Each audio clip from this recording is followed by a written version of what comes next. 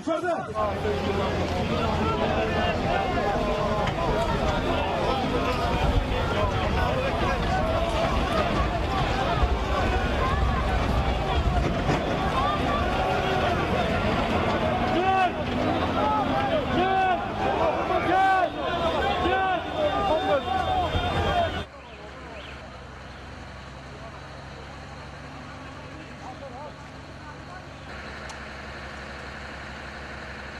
Olsun abi aşağı indirsinler bir kişiyi bilmiyorum. Tabii çektikleri.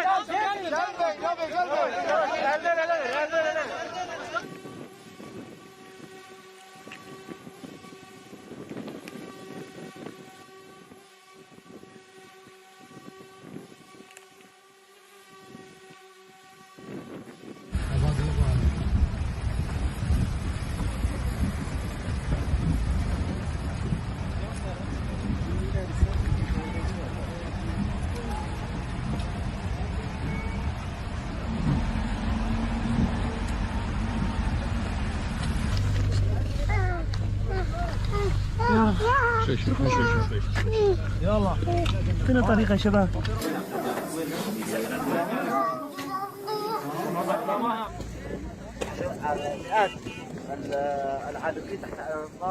Many families now are under the rubble.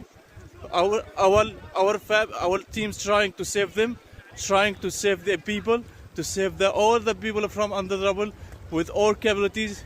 But it's very difficult task for us. We need help. We need the international community to do something to help us, to support us. Northwest Syria now it's a disaster area. We need help from everyone to save our